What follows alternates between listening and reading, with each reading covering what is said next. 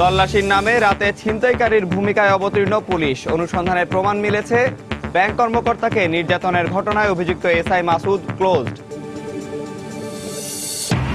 অস্ত্রের উৎস খুঁজে বের করেই রুখতে হবে জেএমবির উত্থান, মত নিরাপত্তা বিশ্লেষকদের। জঙ্গিবাদ প্রতিরোধে কঠোর ব্যবস্থা নেওয়ার তাগিদ ইসলামী চিন্তাবিদদের। রাজধানী থেকে রামু বৌদ্ধবিহার হামলা মামলার অন্যতম আসামি বান্দরবানের নাইক্ষ্যংছড়ি উপজেলা চেয়ারম্যান গ্রেফতার। ইউনিয়ন পরিষদ নির্বাচনে দলীয় ভিত্তিতে প্রার্থী দিতে আগ্রহী আওয়ামী লীগ বিএনপি। ইতিবাচক ফল বয়ে আনবে না মত বিশেষজ্ঞদের। এবং অষ্টম বেতন কাঠামোর অসঙ্গতি দূর করার দাবিতে সারা দেশে পাবলিক বিশ্ববিদ্যালয়ের শিক্ষকদের লাগাতার কর্মবিরতি শুরু, ক্লাস পরীক্ষা বর্জন।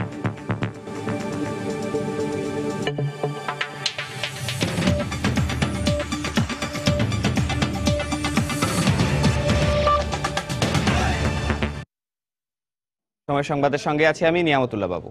সমাজে নিরাপত্তা রক্ষার দায়িত্বে থাকা পুলিশ কখনো কখনো সাধারণ মানুষের কাছে আতঙ্কের নাম। মহাসড়ক থেকে শুরু করে রাজপথ, মহল্লার অলিগলি সব জায়গায় দেখা যায় অসাধু কিছু পুলিশ সদস্যের অপতৎপরতা। রাতের আধারে ছিনতাইকারী হিসেবেও সাধারণ মানুষের টাকা পয়সা, মোবাইল ফোন ছিনিয়ে নেওয়ার অভিযোগ পাওয়া গেছে আইনের পোশাক পরা এই মানুষগুলোর বিরুদ্ধে। সময় সংবাদের সরেজমিনের অনুসন্ধানে মহাসড়ক এবং থানায় কর্মরত পুলিশের বিরুদ্ধে প্রমাণ মিলেছে এসব অনৈতিক কর্মকাণ্ডের। সাইদুল ইসলামের তোলা ছবিতে সাইফুল রুদ্রর বিশেষ রিপোর্ট।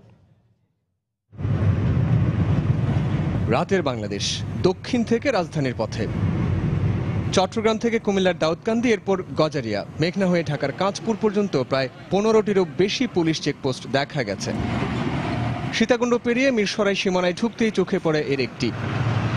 অদূরে রাস্তায় সময় সংবাদের গাড়ি থামিয়ে পর্যবেক্ষণ করা হয় হাইওয়ে পুলিশের কাজকর্ম। রাতের আধারে গাড়ির আবছা আলোয় দেখা গেল হাত বাড়িয়ে দিতে। এগিয়ে গিয়ে সহকারী উপপরিদর্শকের কাছে জানতে চাওয়া হয় তারা কি করছেন। ঘড়িতে রাত 1:45। জবাবে তিনি জানান যানজট নিয়ন্ত্রণ। যতটুকু সম্ভব নিজের নিরাপত্তা, জনগণের নিরাপত্তা, সবার নিরাপত্তা আমরা সর্বোচ্চ চেষ্টা করে যাইতেছি। আমাদের কাজে তো এটা জনগণের সেবা। কিন্তু এই মহাসড়কে চলাচলরত যানবাহন চালকদের বক্তব্য একেবারেই ভিন্ন। সাবাইতাম সিঙ্গেল দিছে ভালো মতো সাবাইছি, সাবানোর পরে মামলাটা ধরাই 10,000 টাকার মামলা। দৌড়ায় আসে পরে গাড়ির রিকোজিশন হবে, তখন গাড়ির কাগজের মধ্যে 1000 টাকার একটা নোট দিয়ে কাগজটা দিয়ে দেয়, ওই টাকাটা রাখা কাগজটা ফেরত দেয়, রিকোজিশন হবে না, চলে যান। রাত 4:30। দাউদকান্দি সেতু পেরোতেই গজারিয়া থানা পুলিশের গাড়ির দেখা মিলল রাস্তার পাশে। এখানকার চিত্র যেন আরো বিচিত্র। গত কয়েক মাসে পুলিশের উপর হামলা এবং পুলিশ হত্যার পরও টনক নড়েনি এই পুলিশ সদস্যদের। ঘুমের ছবি ক্যামেরায় ধারণ করা হলে সময় সংবাদের রিপোর্টারকে টাকা দিতে এগিয়ে আসেন এই কর্মকর্তা। খারাপ দেখা যায়, আমরা অফিসার মানুষ, আমাদের প্রেস্টিজের ভাই, আমার ছোট ভাই মতো মানুষ, আমি ছোট ভাই তাহলে আমি কোন যাত্রা খাওয়াবো। সেই সঙ্গে অনুরোধ করেন এই ছবি প্রচার না করতে। এমন কোনো কাজ করেন না যেটা খারাপ দেখা যাবে। এরপর মেঘনা সেতুর আগের চেকপোস্টে সময় সংবাদের গাড়ি চালকের কাছে টাকা চাওয়া হলে ক্যামেরা অন করতেই কেটে পড়েন পুলিশ সদস্যরা। ঢাকা চট্টগ্রাম মহাসড়ক থেকে সাইফুল রুদ্র, সময় সংবাদ। বাংলাদেশ ব্যাংক কর্মকর্তা গোলাম রাব্বিকে তল্লাশির নামে 5 ঘন্টা আটকে রেখে নির্মম নির্যাতনকারী মোহাম্মদপুর থানার এসআই মাসুদ শিকদারকে থানা থেকে ক্লোজ করা হয়েছে। মোহাম্মদপুর জোনের অতিরিক্ত পুলিশ কমিশনার হাফিজ আল ফারুক বিষয়টি নিশ্চিত করেছেন। রাব্বি জানান, শনিবার রাতে মোহাম্মদপুরের তাজমহল রোডের একটি বুথ থেকে টাকা তুলে বের হওয়া মাত্রই 3-4 জন যুবক তার গতিরোধ করে। এরপরই পাশে দাঁড়িয়ে থাকা পুলিশ ভ্যানে তুলে 5 লাখ টাকা দাবি করে অভিযুক্ত এসআই মাসুদ। টাকা দিতে অস্বীকৃতি জানালে তার উপর নির্মম নির্যাতন শুরু হয়। এমনকি তাকে বেড়িবাঁধে নিয়ে ক্রসফায়ারে হত্যার হুমকিও দেওয়া হয়। গতকাল সকালে এই বিষয়ে মোহাম্মদপুর থানায় লিখিত অভিযোগ করেন রাব্বি। এরপরই এসআই মাসুদকে ক্লোজ করার সিদ্ধান্ত হয়।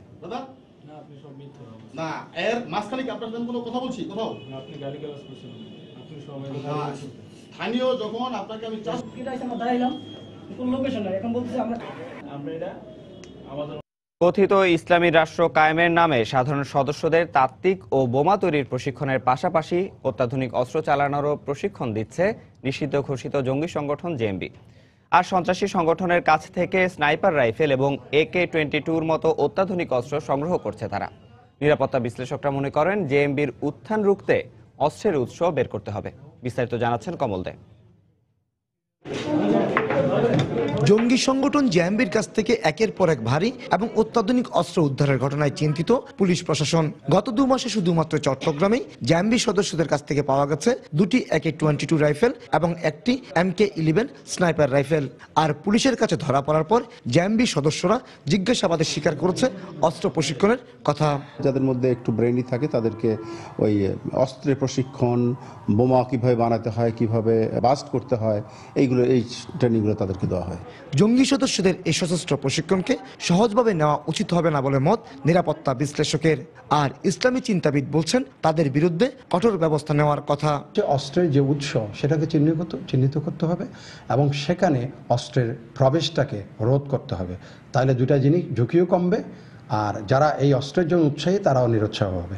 এই সমস্ত বিষয়গুলো রাষ্ট্র নিয়ন্ত্রণ করবে। কোনো সমাজ বা ব্যক্তির ব্যবস্থাপনা এগুলা করলে নিশ্চয় কোনো অশুভ উদ্দেশ্যে তৎপর হয়ে তারা এগুলা করতেছে, এটা প্রমাণিত হবে। চট্টগ্রামে হাটহাজারের জঙ্গি আস্তানা থেকে মার্কিন স্নাইপার রাইফেল সহ গ্রেপ্তার হওয়া জেএমবির 3 সদস্যই চট্টগ্রাম বিশ্ববিদ্যালয়ের ছাত্র। এর আগে শিবির করতো, এখন তারা জেএমবির সাথে জড়িত হয়েছে, অর্থাৎ তারা যে মৌলবাদ রাজনীতি এটার সাথে জড়িত হয়েছে এবং এর মূল বিষয় হচ্ছে যে মূল কারণ হচ্ছে অর্থ। এই অবস্থায় জেএমবির অস্ত্রের রুটের সন্ধানে নেমেছে গোয়েন্দা পুলিশ। অলরেডি কিছু পেয়েছি যে তারা কোন রুট দিয়ে এগুলি এনেছে বা আনছে, আর তারা তো ইতিমধ্যে কিছু নাশকতা করতে গিয়ে তারা আমাদের হাতে ধরা পড়েছে। পুলিশ জানায় জেএমবি সদস্যরা সংগঠনের তহবিল সংগ্রহের জন্য ছিনতাইয়ের কাজে ব্যবহার করেছে AK-22 রাইফেল। কমল দে, সময় সংবাদ, চট্টগ্রাম। রাজধানীর হোটেল সুন্দরবন থেকে বান্দরবানের নাইক্ষ্যংছড়ি উপজেলা চেয়ারম্যান তোফায়েল আহমেদকে আটক করেছে পুলিশ। তার বিরুদ্ধে রামু বৌদ্ধবিহারে হামলার মামলা সহ বেশ কয়েকটি মামলা রয়েছে। প্রত্যক্ষদর্শী আলী কদম উপজেলা চেয়ারম্যান জানান, গতরাত 2:30টার দিকে হোটেলটির 418 নম্বর কক্ষ থেকে তাকে আটক করে police bureau of investigation PBI। রামুর বৌদ্ধ বিহারে হামলার ঘটনায় স্থানীয় সরকার মন্ত্রণালয় থেকে সাময়িকভাবে বরখাস্ত করার পর কিছুদিন আগে তাকে উপজেলা চেয়ারম্যান পদে পুনর্বহাল করা হয়। স্থানীয় সরকার মন্ত্রণালয়ের উদ্যোগে উপজেলা চেয়ারম্যানদের নিয়ে আয়োজিত একটি কর্মসূচিতে অংশ নিতে 2 দিন আগে ঢাকায় আসেন তিনি। নাইক্ষ্যংছড়ি উপজেলা থেকে জামাত সমর্থিত প্রার্থী হিসেবে চেয়ারম্যান নির্বাচিত হন তিনি।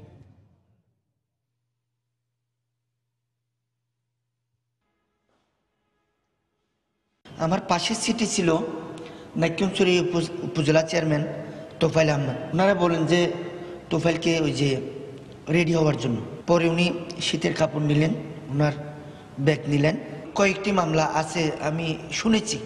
না, বলে যে আমার বউকে আর আমাদের মন্ত্রী মহোদয়কে একটু আমাকে যে নিয়ে যাচ্ছে এই জিনিসটা একটু বলিও, এটা বলেছে। সময় সংবাদে আরো থাকছে, বাণিজ্য মেলায় খণ্ডকালীন চাকরি করে বাড়তি আয় করছেন তরুণীরা। পণ্যের প্রচারণা বাড়াতে শিক্ষার্থীদের উপর নির্ভর করছে প্রতিষ্ঠানগুলো। এবং সনাতন পদ্ধতিতে মাছ চাষে লাভ কম হওয়ায় আধা নিবিড় পদ্ধতিতে ঝুঁকছেন চাষিরা। সফলতা ধরে রাখতে অর্থ বরাদ্দ বাড়ানোর তাগিদ। প্রধানমন্ত্রী শেখ হাসিনার সভাপতিত্বে সচিবালয়ে চলছে মন্ত্রিসভার নিয়মিত সাপ্তাহিক বৈঠক। সকাল 10টায় শুরু হয় এই বৈঠক। এতে যোগ দিয়েছেন অর্থমন্ত্রী আব্দুল মুহিত, শিল্পমন্ত্রী আমির হোসেন আমু, বাণিজ্যমন্ত্রী তোফায়েল আহমেদ, কৃষিমন্ত্রী বেগম মতিয়া চৌধুরী, স্বাস্থ্যমন্ত্রী মোহাম্মদ নাসিম সহ মন্ত্রিসভার সদস্যগণ। আজকের বৈঠকে বেশ কিছু গুরুত্বপূর্ণ সিদ্ধান্ত হতে পারে বলে সংশ্লিষ্ট সূত্রে জানা গেছে। বৈঠক শেষে মন্ত্রিপরিষদ সচিব মোহাম্মদ শফিউল আলমের সাংবাদিকদের ব্রিফ করার কথা রয়েছে।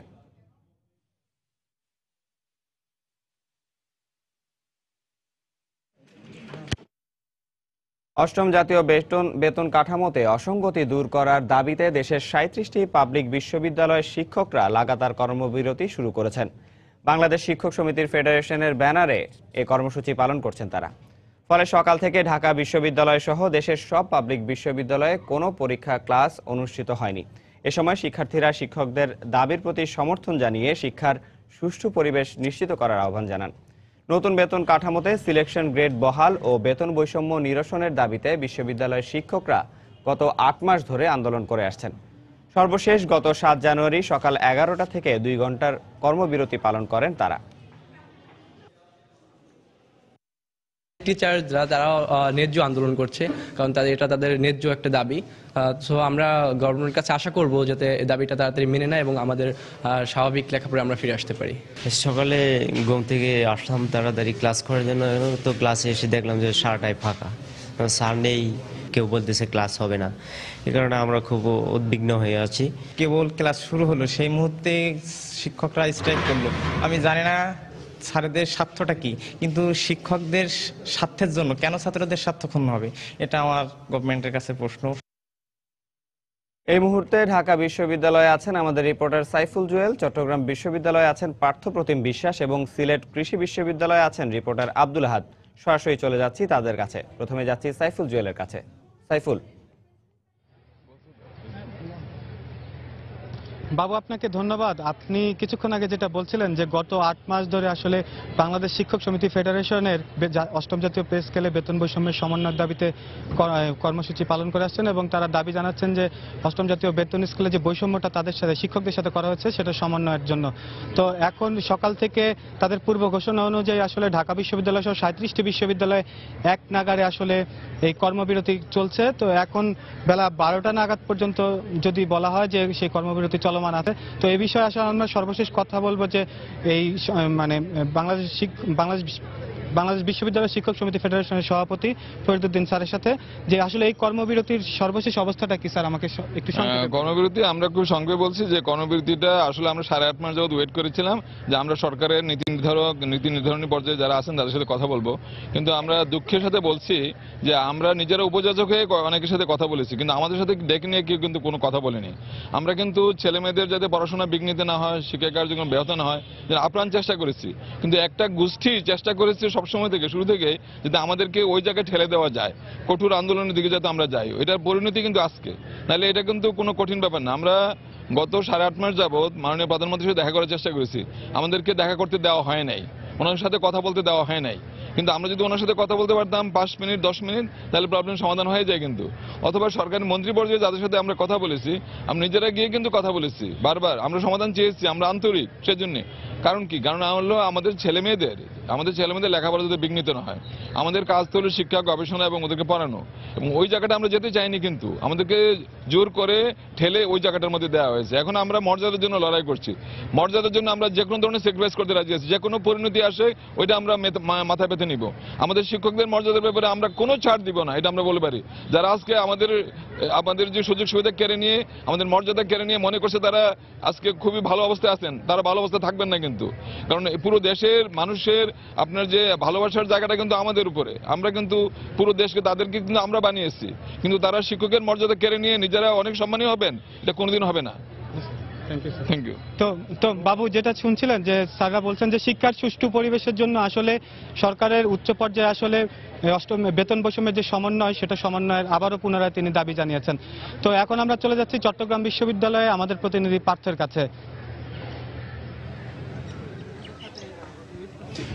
ধন্যবাদ। স্বতন্ত্র পে স্কেল বাস্তবায়নের দাবিতে কেন্দ্রীয় কর্মসূচির অংশ হিসেবে চট্টগ্রাম বিশ্ববিদ্যালয়ের শিক্ষকরাও কিন্তু লাগাতার কর্মবিরতি পালন করছে আজ থেকে। আমরা দেখেছি সকাল থেকে চট্টগ্রাম বিশ্ববিদ্যালয়ে কিন্তু কোনো পরীক্ষা অনুষ্ঠিত হয়নি। আমি একটু জানিয়ে রাখতে চাই, চট্টগ্রাম বিশ্ববিদ্যালয়ের শিক্ষকরা গত 30শে ডিসেম্বর কিন্তু তারা নিজেরাই আসলে মিটিং করে কিন্তু 3 জানুয়ারি থেকে 9 জানুয়ারি পর্যন্ত চট্টগ্রাম বিশ্ববিদ্যালয়ে এমনিতেই কর্মবিরতি পালন করছিল। শুধু পরীক্ষাগুলো, যেসব পরীক্ষা ছিল সেই পরীক্ষাগুলো এখানে অনুষ্ঠিত হচ্ছিল। কিন্তু আজকে থেকে আমরা দেখছি, যেহেতু আসলে কেন্দ্রীয় কর্মসূচির অংশ শিক্ষক সমিতি ফেডারেশন আজকে থেকে লাগাতার কর্মবিরতির যে ঘোষণা দিয়েছে, সেই ঘোষণার সাথে একত্রতা পোষণ করেই কিন্তু চট্টগ্রাম বিশ্ববিদ্যালয়ে কিন্তু শিক্ষকরা কোনো ক্লাস নিচ্ছে না এবং কোনো পরীক্ষা অনুষ্ঠিত হয়নি। সেক্ষেত্রে আমরা দেখেছি শিক্ষার্থীদের পদচারণায় যে চট্টগ্রাম বিশ্ববিদ্যালয় মুখরিত থাকতো, আজকে কিন্তু পুরোটাই ফাঁকা। সেক্ষেত্রে অনেকটা পুরো বিশ্ববিদ্যালয়ে থমথমে পরিস্থিতি রয়েছে। এখানে কোনো আসলে শিক্ষার্থীও তেমন একটা আসেনি, যেহেতু চট্টগ্রাম বিশ্ববিদ্যালয় শহর এলাকা থেকে 22 কিলোমিটার দূরে। সেক্ষেত্রে কিন্তু শিক্ষার্থীও কোনো আসেনি। আমরা দেখেছি শিক্ষক সমিতি যারা রয়েছেন তারা 11টার পর থেকে শিক্ষক সমিতি ফেডারেশনের যে কার্যালয় রয়েছে সেখানে আসতে শুরু করেছেন। তবে আজকে তাদের তেমন কোনো ধরনের কর্মসূচি নেই। তারা বলছে শিক্ষক ফেডারেশন থেকে যে সিদ্ধান্ত দেওয়া হয়েছে সেই সিদ্ধান্ত অনুসারেই কিন্তু আজকে তারা কোনো ক্লাসও নেননি বা সেক্ষেত্রে কোনো পরীক্ষাও অনুষ্ঠিত হয়নি। এছাড়া আমরা শিক্ষক সমিতি ফেডারেশনের সভাপতির সাথে কথা বলেছিলাম চট্টগ্রাম বিশ্ববিদ্যালয়ে, তিনি আমাদেরকে জানিয়েছেন যেহেতু তারা দীর্ঘ 8 মাস ধরে 37টি বিশ্ববিদ্যালয়ের সাথে সম্মতি জানিয়ে একসাথে আন্দোলন করছিলেন, বিভিন্ন সময় অবস্থান কর্মসূচি মানববন্ধন করেছেন। তাদের সাথে অষ্টম পে স্কেলে যে ধরনের আসলে বৈষম্যমূলক আচরণ করা হয়েছে, তারা বলছিলেন সরকারের কাছে তারা আশা করেছিলেন তাদের সাথে যে বৈষম্যমূলক আচরণ করা হয়েছে তা সরকার বুঝবে, তাদের যে ন্যায্য দাবি রয়েছে সেটি বুঝে তাদের যে আন্দোলন সেই আন্দোলনটি সরকার মেনে নেবে। কিন্তু দীর্ঘ 8 মাস আন্দোলন করার পরে কিন্তু সরকারের পক্ষ থেকে তাদের জন্য কোনো আসলে সিদ্ধান্ত দেওয়া হয়নি। সে কারণে তারা বলছে তাদের যে আন্দোলন সেই আন্দোলনটি এখন কঠোর আন্দোলনের রূপ নিয়েছে। শিক্ষক সমিতি ফেডারেশন যে সিদ্ধান্ত নেয়, সেই সাথে 37টি পাবলিক বিশ্ববিদ্যালয় যে সিদ্ধান্ত নেয়, সেই সিদ্ধান্তের সাথে একাত্মতা পোষণ করেই কিন্তু এই চট্টগ্রাম বিশ্ববিদ্যালয়ের শিক্ষকরা তাদের আন্দোলন পরিচালনা করবে। তো এই ছিল আমার কাছে এখনো পর্যন্ত চট্টগ্রাম বিশ্ববিদ্যালয়ের শিক্ষক সমিতির যে কর্মবিরতি পালন করছে তার সর্বশেষ খবর। এই মুহূর্তে আমরা যাচ্ছি সিলেটে শাহজালাল বিজ্ঞান ও প্রযুক্তি বিশ্ববিদ্যালয়ে, সেখানে আছেন আমাদের আরেক সহকর্মী আব্দুল আহাদ। আমি বলতে বাধ্য হই। ধন্যবাদ পার্থ। আসলে আপনি যেটা বলছিলেন, আসলে আপনার চট্টগ্রামের মতো সিলেটেরও একই অবস্থা। আমি এখন যেখানে আছি সিলেটের কৃষি বিশ্ববিদ্যালয়ে, আমি এখানে এসে যেটি দেখেছি যে আজকে শিক্ষকরা তাদের যে অষ্টম জাতীয় বেতন স্কেল যেটি ঘোষণা করা হয়েছে সেটি বাতিলের দাবিতে তারা আন্দোলন করছে এবং আন্দোলনের সমর্থনে তারা আজকে সকাল থেকে অনির্দিষ্টকালের জন্য তারা কর্মবিরতি পালন করছে। এবং আপনারা যেটা দেখতে পাচ্ছেন যে আমার পিছনে শিক্ষকরা অবস্থান নিয়ে তারা এখানে সমাবেশ করছে এবং তারা বিভিন্ন দাবি দাওয়া তারা তুলে ধরছে। তো আসলে শিক্ষকরা তাদের বক্তব্যে যেটি বলছে যে এই যতক্ষণ পর্যন্ত সরকার তাদের দাবিগুলা না মানবে ততক্ষণ পর্যন্ত তাদের এই আন্দোলন চলবে এবং তারা কখনোই এখন আর ক্লাস বা পরীক্ষায় তারা ফিরে যাবে না। তো তাদের এই আন্দোলনের কারণে আজকে যেটি হয়েছে আপনাদের বলে রাখি যে এই কৃষি বিশ্ববিদ্যালয়ে 6টি ফ্যাকাল্টি রয়েছে, এর মধ্যে 4টি ফ্যাকাল্টিরই আজকে বার্ষিক পরীক্ষা ছিল। এর মধ্যে কৃষি প্রকৌশল অনুষদ, কৃষি অর্থনীতি অনুষদ, জেনেটিক্স ইঞ্জিনিয়ারিং অনুষদ এবং ভেটেরিনারি অ্যান্ড অ্যানিম্যাল সায়েন্স অনুষদ, এই 4টি অনুষদের মূলত আজকে ফাইনাল পরীক্ষা ছিল। তো শিক্ষার্থীরা যেটি বলছে আসলে তাদের যদি অন্যান্য পরীক্ষাগুলো নেওয়া না হতো তাদের কোনো ক্ষতি হতো না, কিন্তু ফাইনাল পরীক্ষার কারণে আজকে একটা পরীক্ষা বাতিল হওয়া মানে তাদের 3 থেকে 4 মাস তাদের পিছিয়ে যাওয়া। এবং তারা বলছে যে এই শিক্ষকদের আন্দোলনের কারণে তারা হয়তো লম্বা সেশন জুটে তারা পড়ে যাচ্ছে, তাদের এই বার্ষিক পরীক্ষা তারা দিতে পারছে না। তো এই কৃষি বিশ্ববিদ্যালয়ের পাশাপাশি আমি কিছুক্ষণ আগে সিলেটের শাহজালাল বিশ্ববিদ্যালয়ে আমি ঘুরে এসেছি, সেখানেও দেখেছি যে শিক্ষকরা কোনো ধরনের ক্লাস নিচ্ছে না এবং শিক্ষার্থী যারা আসছেন ক্যাম্পাসে তারা সবাই চলে যাচ্ছেন। এবং যদিও বিশ্ববিদ্যালয়ের বাসগুলো চলছে কিন্তু ক্লাস পরীক্ষা কিছুই হচ্ছে না। এবং শিক্ষক সমিতির যে নেতারা রয়েছেন দুটি বিশ্ববিদ্যালয়ের, তাদের সাথে আমি কথা বলেছি, তারা বলেছেন যে সরকার যতক্ষণ পর্যন্ত তাদেরকে সম্মান ফিরিয়ে না দিবে ততক্ষণ পর্যন্ত তাদের এই আন্দোলন চলবে। তো আমার কাছে এখনো পর্যন্ত এই ছিল সিলেট কৃষি বিশ্ববিদ্যালয়ের সবশেষ খবর। আমরা এখন চলে যাচ্ছি স্টুডিওতে আমাদের সহকর্মী নিয়ামতুল্লাহ বাবুর কাছে। দর্শক, ঢাকা বিশ্ববিদ্যালয় থেকে সাইফুল জাল, চট্টগ্রাম বিশ্ববিদ্যালয় থেকে পার্থপ্রতিম বিশ্বাস এবং সিলেট কৃষি বিশ্ববিদ্যালয় থেকে আব্দুল আহাদ জানাচ্ছিলেন সেখানকার সবশেষ। মন্ত্রিসভার বৈঠক শেষে সচিবালয়ে ব্রিফ করছেন মন্ত্রিপরিষদ সচিব মোহাম্মদ শফিউল আলম। সরাসরি চলে যাচ্ছি আমরা সেখানে।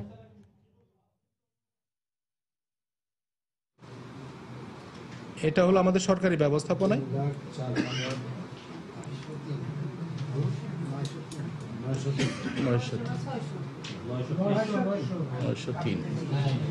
কোনটা স্যার? সেকেন্ড প্যাকেজটা স্যার, হ্যাঁ। তো এই দুটো হলো সরকারি ব্যবস্থাপনায়। এখানে যেটা বরাবরের মতো যে রেজিস্ট্রেশন বাধ্যতামূলক, অর্থাৎ প্রতিটি হজ যাত্রীকেই পিআইডি পিলগ্রিম আইডি দেওয়া হবে এবং সেই অনুযায়ী ট্র্যাকিং বা ব্যবস্থাপনা করা হবে।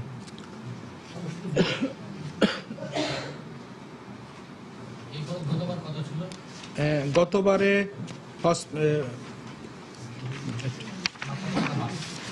হজ প্যাকেজ গতবারে ছিল 3,54,745 টাকা, যেটা হজ প্যাকেজ 1, আর 2টা ছিল 2,96,206 টাকা। সেই হিসাবে মানে 4-5 হাজার টাকার মতো বাড়ছে মনে হয়, আমি এক্স্যাক্টলি হিসাব করে দেখিনি।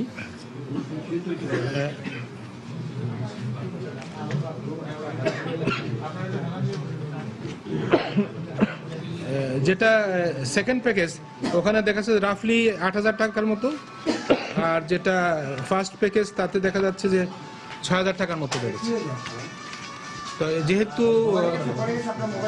প্রতি বছরেই ডলারের কিছু মূল্যমান বাড়ে, আগে যেটা ছিল 77 টাকা সেটা 80 টাকায় চলে এসছে, ডলারের মূল্য বৃদ্ধির কারণেও একটু বেড়ে গেছে, আর ইনফ্লেশনটা তো আছে, তার সেই তুলনায় আমাদের এই বৃদ্ধিটা খুব বেশি বৃদ্ধি বলে মনে করি না আর কি, এটা মোটামুটিভাবে সহনীয় মাত্রায় আছে।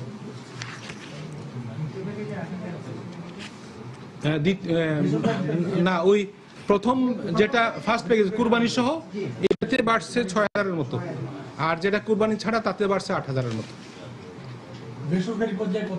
আচ্ছা, বেসরকারি ব্যবস্থাপনায় ওখানে তো তাদের কতগুলো নিজস্ব খরচ আছে, সেটা বাদ দিয়ে মৌলিক যে অভিন্ন খরচ সেটা হলো ১,৫৫,৪৪১ টাকা ৬৮ পয়সা।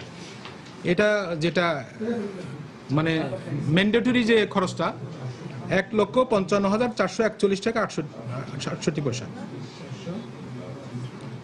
১,৫৫,৪৪১ টাকা ৬৮ পয়সা। বেসরকারি ব্যবস্থাপনায় হজযাত্রী প্রতি যে অভিন্ন খরচ যেটা, অর্থাৎ যেটা কম্পালসরি বা ম্যান্ডেটেড সবাইকে দিতে হবে, যেটা সেটা নিতে হবে, এরপরে ওনাদের খাওয়া দাওয়া বা আবাসন এগুলো যুক্ত হবে। না, ১,৫৫,৪৪১ টাকা ৬৮ পয়সা, এটাকে আমরা অভিন্ন খরচ বলি। আর সবার কাছ থেকে কি এটা নিতেই হবে, নেওয়া ছাড়া উপায় নেই। দর্শক, মন্ত্রিসভার নিয়মিত সাপ্তাহিক বৈঠক শেষে সচিবালয় থেকে ব্রিফ করছিলেন মন্ত্রিপরিষদ সচিব মোহাম্মদ শফিউল আলম। আমরা এতক্ষণ ছিলাম সেখানে। পৌরসভা নির্বাচন শেষ হতে না হতেই নির্বাচন কমিশনের দ্বারে কড়া নাড়ছে ইউনিয়ন পরিষদ নির্বাচন। এই নির্বাচনের প্রক্রিয়া চূড়ান্ত না হলেও প্রধান দুই রাজনৈতিক দলই আগ্রহী দলীয় ভিত্তিতে নির্বাচনের। তবে তৃণমূল পর্যায়ের এ নির্বাচন দলীয় ব্যানারে হলে ফল শুভ হবে না বলে মত বিশেষজ্ঞদের। রাশেদ লেমনের রিপোর্ট। প্রথমবারের মতো দলীয় ব্যানারে পৌরসভা নির্বাচনে নিজেদের সাফল্যের পাশাপাশি এর মাধ্যমে তৃণমূল পর্যায়ে দল আরও সুসংগঠিত হয়েছে বলে মনে করে ক্ষমতাসীন আওয়ামী লীগ। অপরদিকে সরকারের কারচুপির কারণে নির্বাচনে নিজেদের ভরাডুবি দাবি করে এর মাধ্যমে দল পুনর্গঠন প্রক্রিয়া ত্বরান্বিত হয়েছে বলে মনে করে বিএনপি। আমরা তৃণমূল পর্যায় থেকে সাংগঠনিকভাবে সুসংগঠিত হতে পেরেছি। গুটি কয়েক জায়গায় ছাড়া প্রত্যেক জায়গায় আমাদের প্রার্থী ছিল। এই স্থানীয় সরকার নির্বাচনকে কেন্দ্র করেও বাংলাদেশ আওয়ামী লীগ তৃণমূল পর্যায়ে বিশেষ করে পৌর এলাকাগুলোতে নতুন প্রাণ সঞ্চারিত হয়েছে। আসছে ইউপি নির্বাচনেও দলীয় ভিত্তিতে করার পক্ষেই অবস্থান এই প্রধান দুই রাজনৈতিক দলের। ইউনিয়ন কাউন্সিল নির্বাচনের ভেতর দিয়ে জনগণকে দলীয় প্রতীকে, দলীয় ব্যানারে, দলীয় কর্মসূচিতে মোবিলাইজ করা, সংগঠিত করার সবচেয়ে সর্বোত্তম সুযোগ। নাচতে যখন নেমেছেন তারা ঘোমটা দিয়ে লাভটা কি? ওই আমাদের যে ইউনিয়ন পরিষদের মেম্বার তাদের ক্ষেত্রে দলীয় মনোনয়নপত্র দেওয়ার ব্যবস্থা করুন। যদিও দলীয় প্রতীকে স্থানীয় পর্যায়ের সর্বনিম্ন স্তরের নির্বাচনকে নেতিবাচক হিসাবেই দেখছেন বিশেষজ্ঞরা। সবচেয়ে হলো সামাজিক বন্ধনটা নষ্ট হয়, সামাজিক বন্ধনটা নষ্ট যাতে না হয় এই জন্য এটা পৌরসভা পর্যন্ত আমি আমার কনসেপ্টে হতে পারে। ডিসিশন ইজ কমপ্লিটলি সরকারের উপরে। তো আমার ব্যক্তিগত মতামত হচ্ছে যে ইউনিয়ন কাউন্সিল নির্বাচনটি নির্দলীয় করাই ভালো। তবে বিধি চূড়ান্ত করার আগে রাজনৈতিক দলগুলোর সঙ্গে কমিশনের আলোচনা করা উচিত বলেও মনে করেন তারা। রাশেদ লিমন, সময় সংবাদ, ঢাকা। সময় সংবাদে আরো থাকছে। জমকালো আয়োজনের মধ্য দিয়ে ফিফার বর্ষসেরা ফুটবলারের নাম ঘোষণা রাতে। ব্যালন ডি'অরের দৌড়ে রোনালদো, মেসি, নেইমার। সুনামগঞ্জে প্রতিপক্ষের হামলায় একজন নিহত ও একজন আহত হয়েছেন। এই ঘটনায় জড়িত সন্দেহে ৩ জনকে আটক করা হয়েছে। পুলিশ জানায় গতরাত ১২টার দিকে সদর উপজেলার মাঝবাড়ি বদিপুর এলাকায় ইয়াকুব আলী ও সুলতান মিয়া নামে ২ যুবক গল্প করছিল। সে সময় শফিক ও জাকিরের নেতৃত্বে বেশ কয়েকজন যুবক ধারালো অস্ত্র দিয়ে তাদের উপর অতর্কিত হামলা চালায়। এতে ইয়াকুব আলী ও সুলতান মিয়া গুরুতর জখম হন। আশঙ্কাজনক অবস্থায় তাদের উদ্ধার করে সুনামগঞ্জ সদর হাসপাতালে নিয়ে গেলে কর্তব্যরত চিকিৎসক ইয়াকুব আলীকে মৃত ঘোষণা করেন। একই সঙ্গে সুলতান মিয়ার অবস্থার অবনতি হলে তাকে ওসমানী মেডিকেল কলেজ হাসপাতালে পাঠানো হয়। এদিকে এই ঘটনায় শফিক মিয়া, জাকির হোসেন ও বদরুল আলম নামে ৩ যুবককে আটক করেছে পুলিশ। ছুরিকাঘাতে আক্রান্ত হয়ে একজন আমরা ব্রড ডেথ অবস্থায় পেয়েছি, মানে আনতে আনতে মারা গেছে। আরেকজন আমরা উন্নত চিকিৎসার জন্য সংকটাপন্ন অবস্থায় রেখে আমরা সিলেট ওসমানী মেডিকেল কলেজে রেফার করেছি। স্থানীয় লোকজনের সহায়তায় শফিক মিয়া নামে একজনকে, এই ঘটনার সাথে জড়িত এক ব্যক্তিকে আটক করি এবং অতঃপর সুনামগঞ্জ সদর হাসপাতালে গিয়ে ডিজিস্ট ইয়াকুব আলীকে তার মৃত অবস্থায় পাই। ঝিনাইদহে খ্রিস্ট ধর্ম প্রচার করায় এক হোমিও চিকিৎসককে হত্যার ঘটনায় 2 জনকে গ্রেফতার করা হয়েছে। পুলিশ জানায় গত রাতে সদর উপজেলার নারায়ণপুর ও রামনগর গ্রামে অভিযান চালানো হয়। এ সময় মিলন হোসেন ও শফিকুল ইসলাম কাজল নামে দুজনকে গ্রেফতার করা হয়। বর্তমানে পুলিশ হেফাজতে তাদের জিজ্ঞাসাবাদ করা হচ্ছে। 7 জানুয়ারি বিকেলে সদর উপজেলার বেলেখাল বাজারে নিজ চেম্বারে দুর্বৃত্তদের ছুরিকাঘাতে নিহত হন সমীর আলী মণ্ডল নামে ওই হোমিও চিকিৎসক।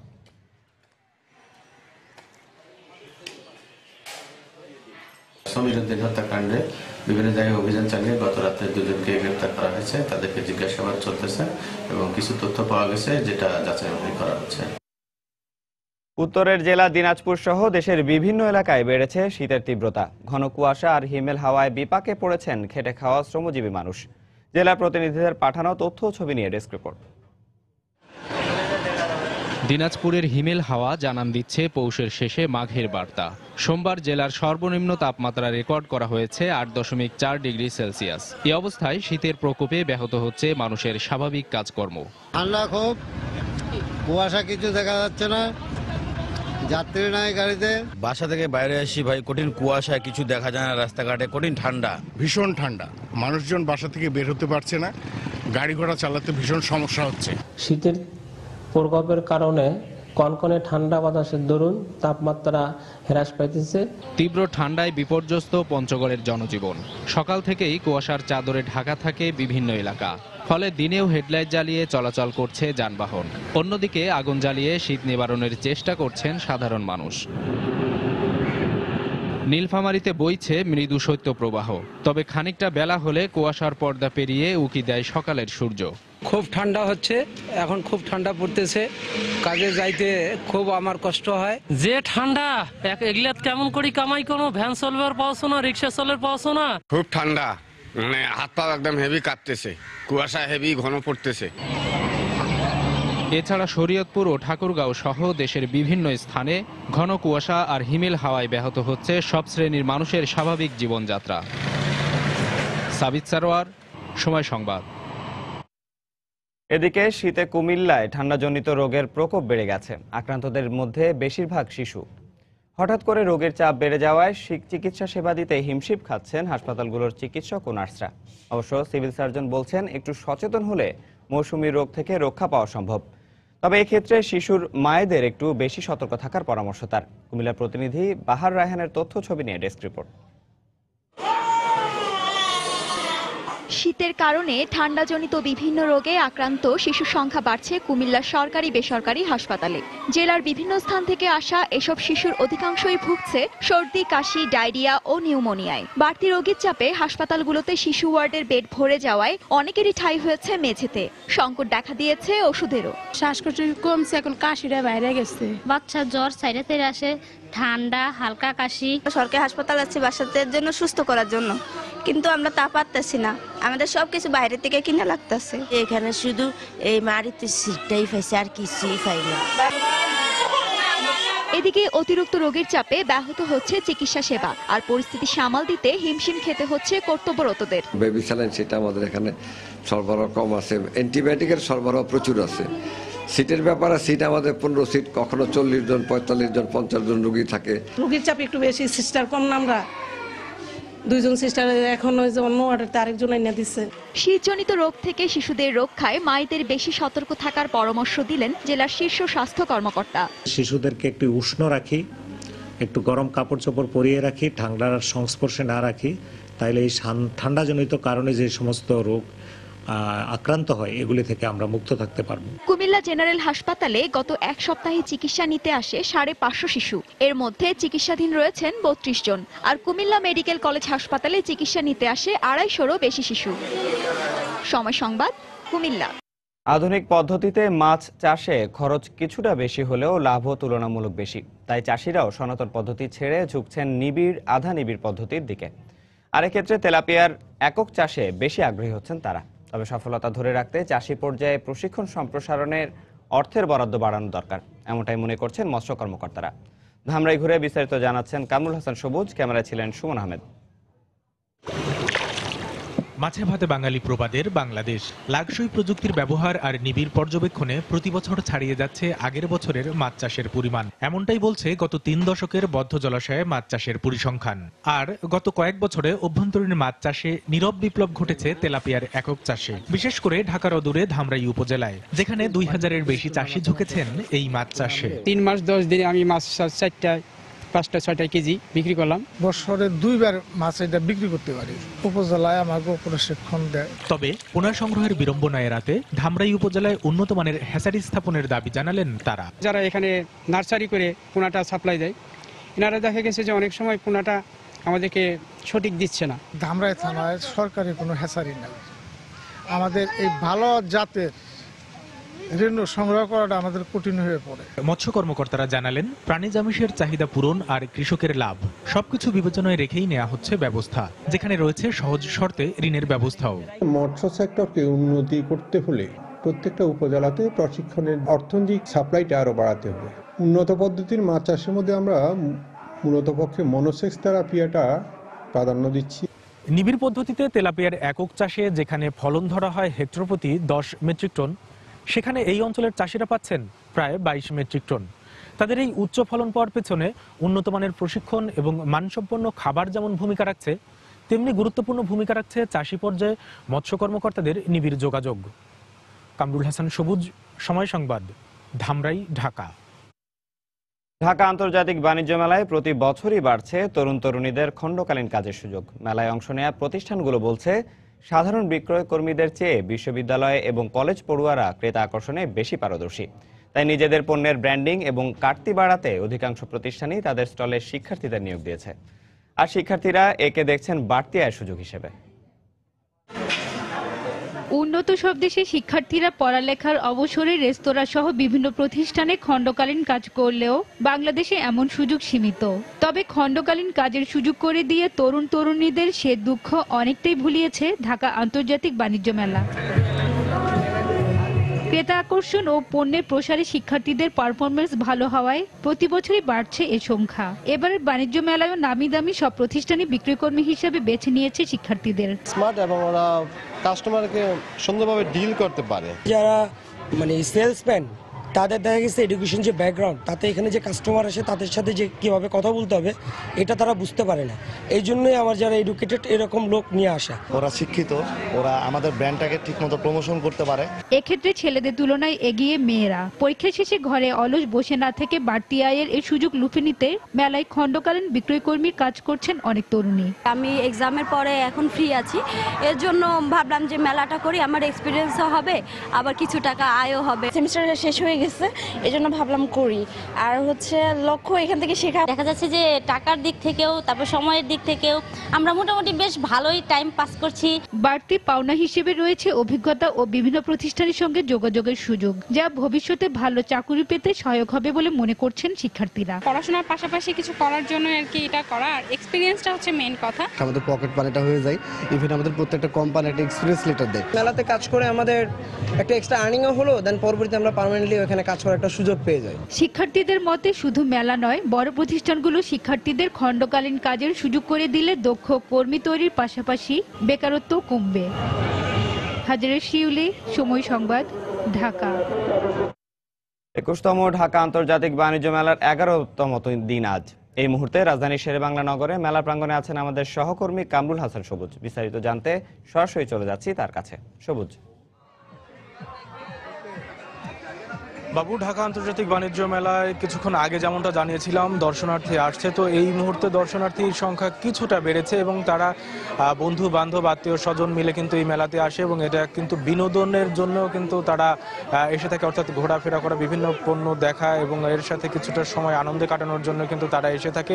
এবং তেমনটাই দেখছিলাম আমরা, অনেকেই ঘুরছেন ফিরছেন এবং খাবারের দোকানগুলোতে সেই হিসেবে কিছুটা ভিড় দেখা যায়, অর্থাৎ কিছু কিনে নিয়ে হাতে করে নিয়ে ঘোরাফেরা করেন এবং এর সাথে সাথে যখন তাদের চোখে কোনো পণ্য যখন পড়ে বা পছন্দ মতো যখন কোনো কিছু চোখে পড়ে সেই দোকানে যান এবং সেই দোকানে গিয়ে তাদের পছন্দের পণ্যটি কিনতে চান। এই ক্ষেত্রে কিন্তু তারা নতুন এবং এক্সক্লুসিভ যে জিনিসগুলো আছে, যে প্রোডাক্টগুলো আছে, যেগুলো সাধারণত দোকানে পাওয়া যায় না বা পাওয়া গেলেও তার রকম ফের কম, সেই রকম ফের কিন্তু এখানে খোঁজেন এবং খুঁজে খুঁজে তাদের একটু আলাদা, যা অন্যজনের সাথে মিলবে না, এরকম কিন্তু পণ্য কিনে থাকেন। তো আমরা কয়েকজন বিক্রেতার সাথে আজকে কথা বলেছিলাম, তারা যেমনটা বলছেন যে গতবারের চেয়ে কিন্তু রাজনৈতিক পরিস্থিতি ভালো থাকায় কিছুটা বেড়েছে বিক্রি। তো মেলার আজকে 11তম দিন, তো দিন যত গড়াবে তত কিন্তু তাদের বিক্রি বাড়বে, অর্থাৎ মেলার শেষ দিকে গিয়ে কিন্তু বিক্রি বাড়বে এবং এই সময় শেষের দিকে কিন্তু যে বিভিন্ন ধরনের ছাড়, সেই ছাড়টাও কিন্তু বেশি দিবে। এবং এখন পর্যন্ত আমরা এই মেলা প্রাঙ্গণে ঘুরে যেমনটা দেখেছি যে প্রত্যেকটা স্টলেই অল্প অল্প দর্শনার্থী কিন্তু আছে এবং তারা তাদের পছন্দ মতো পণ্য কিনতে সময় ব্যয় করছেন। সেই সাথে কিন্তু বিকেলের দিকে কিন্তু দর্শনার্থী আরও বাড়বে এবং রাত 10টা পর্যন্ত কিন্তু আরও 10টা পর্যন্ত চলবে। সেই মুহূর্ত পর্যন্ত কিন্তু মেলাতে দর্শনার্থী, ক্রেতা দর্শনার্থী থাকে। তো বাবু, এই ছিল ঢাকা আন্তর্জাতিক বাণিজ্য মেলায় দুপুরের সর্বশেষ খবর। দর্শক, 21তম ঢাকা আন্তর্জাতিক বাণিজ্য মেলা প্রাঙ্গণ থেকে আমাদেরকে সেখানকার খবর জানাচ্ছিলেন সহকর্মী কামরুল হাসান সবুজ। আগামী 17 এপ্রিল 5 বছর পূর্ণ করতে যাচ্ছে সময় সংবাদ। এই উপলক্ষে মাস জুড়ে দেশের প্রতিটি জেলায় দর্শকদের কাছে যাচ্ছে সময় সংবাদের প্রতিনিধি দল। এরই অংশ হিসেবে সকালে দেশের দক্ষিণ পশ্চিমাঞ্চলের জেলা খুলনার রয়্যালের মোড়ে আয়োজন করা হয় অনুষ্ঠানের। এ সময় বিভিন্ন শ্রেণী পেশার মানুষ সেখানে ভিড় জমান। তারা সময় সংবাদ নিয়ে তাদের মতামত জানান। এ সময় নানা সমালোচনার পাশাপাশি সময় সংবাদকে এগিয়ে নিতে পরামর্শ দেন দর্শকরা।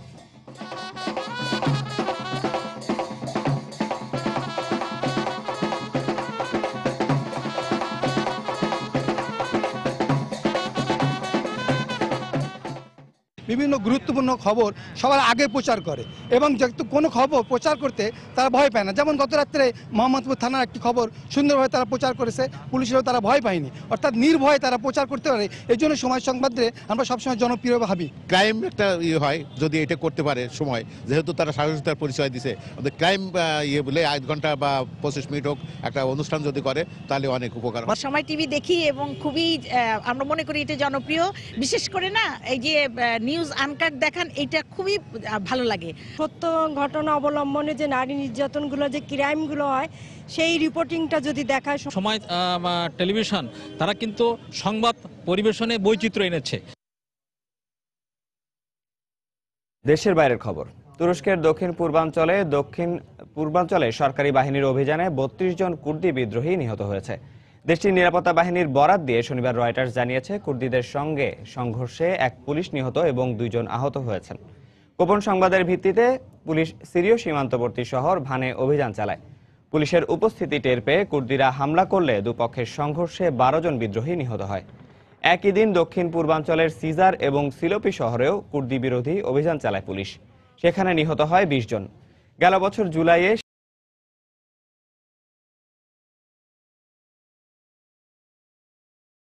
নিরাপত্তা বাহিনীকে প্রেসিডেন্ট রিসেপ এরদোয়ান জানিয়েছেন, 2015 সালে প্রায় 3500 পিকেকে সদস্য নিহত হয়েছে তুরস্কে।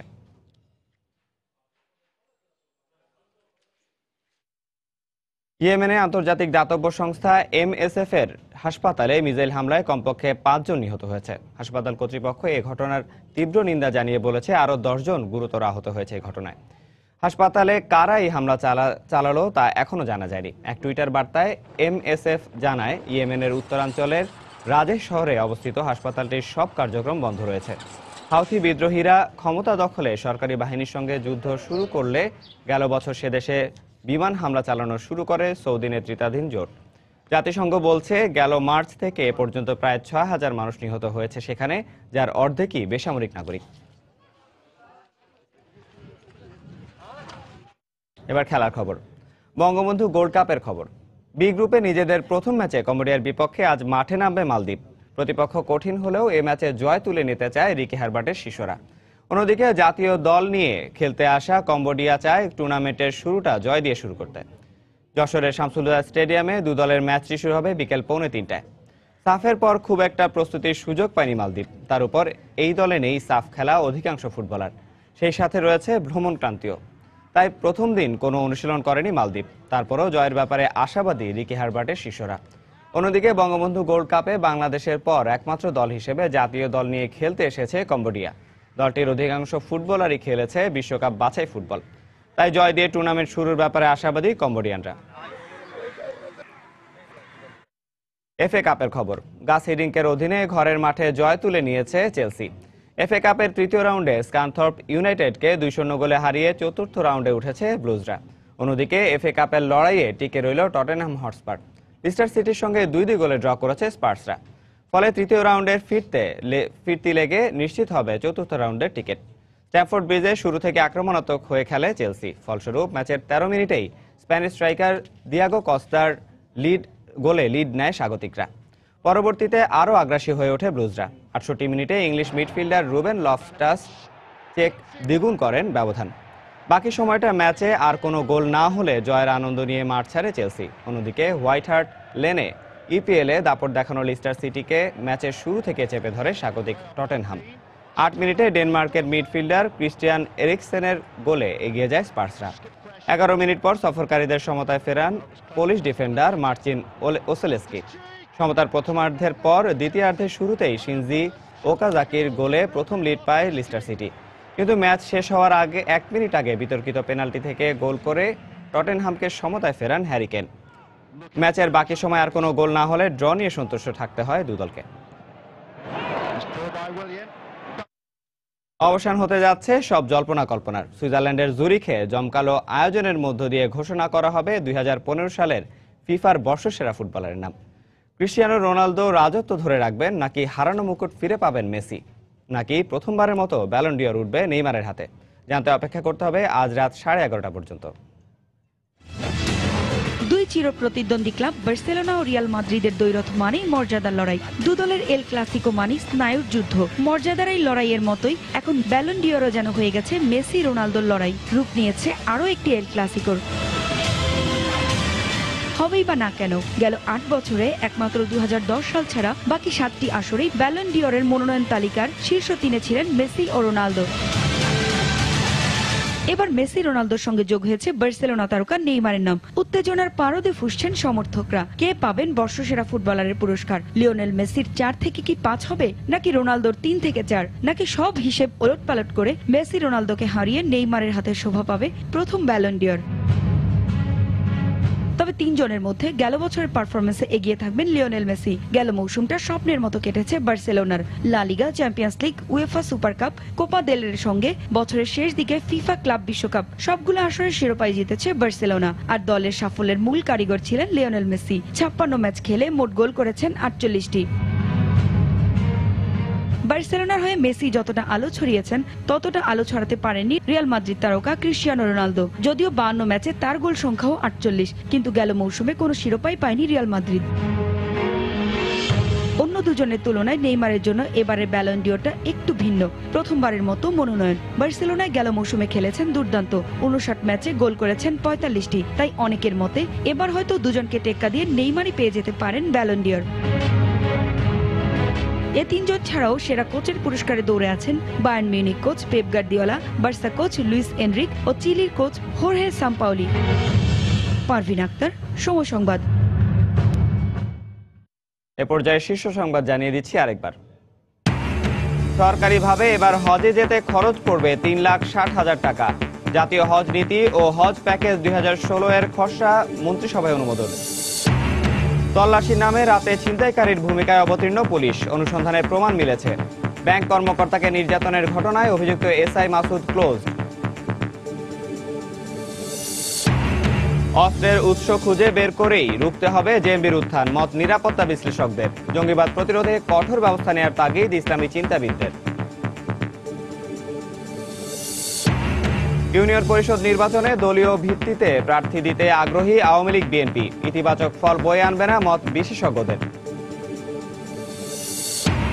এবং 8ম বেতন কাঠামোর অসঙ্গতি দূর করার দাবিতে সারা দেশে পাবলিক বিশ্ববিদ্যালয়ের শিক্ষকদের লাগাতার কর্মবিরতি শুরু, ক্লাস পরীক্ষা বন্ধ। দর্শক, এই ছিল এখনকার মতো। যে কোনো খবর পেতে ভিজিট করুন সময়নিউজ.tv। যে কোনো বাংলালিংক, রবি ও সিটিসেল নাম্বার থেকে সময় সংবাদের খবর অনুষ্ঠান সম্পর্কে জানতে এবং যে কোনো তথ্য সময় সংবাদকে জানাতে ডায়াল করুন 16242 নম্বরে। এছাড়া এইমাত্র পাওয়া খবর আপনার মোবাইল পেতে SMS করুন *SN লিখে পাঠিয়ে দিন 16242 নম্বরে। সঙ্গে থাকুন সময়।